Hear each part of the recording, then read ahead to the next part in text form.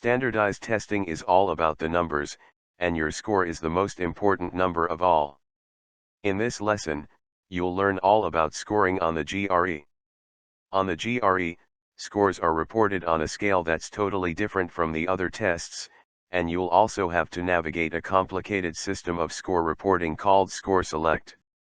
In this lesson, we'll break it down so you can understand how you're scored and how to get those scores to schools once you have them.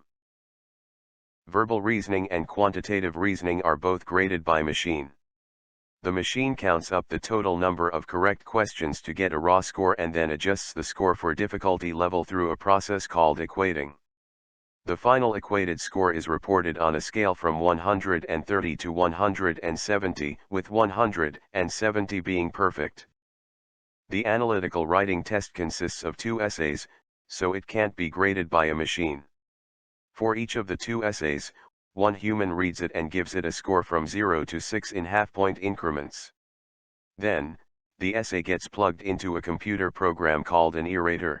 The erator is a program that double-checks the human score for your essay.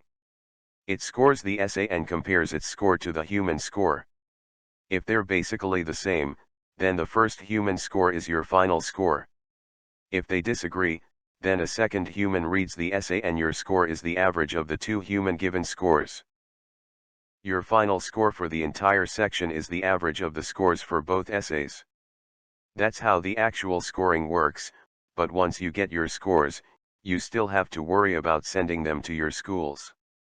The GRE has a score reporting process called ScoreSelect, which lets you manage your GRE scores and score reporting in detail. To break it down, here's a timeline of what options you have and when. Immediately after you take the test, you'll be given 2 options. Cancel your scores without seeing them and go home with no record that you ever took the test. Accept your scores and see your unofficial verbal reasoning and quantitative reasoning score. If you choose to cancel, then there's nothing more to say. You won't see your scores and they won't be recorded anywhere, and they won't be sent to anyone. You'll just carry on your life as if you'd never taken a test at all. If you choose to accept your scores, here are your options. View your scores and go home without designating any recipients. They'll be on your permanent record, and you can send them later if you like. Designate up to 4 recipients and choose whether you want to send them just your most recent scores or all the scores from every GRE you've ever taken. These 4 recipients may be the universities or any institution where you are intended to have admission or scholarship. Your score report will be sent directly to these recipients.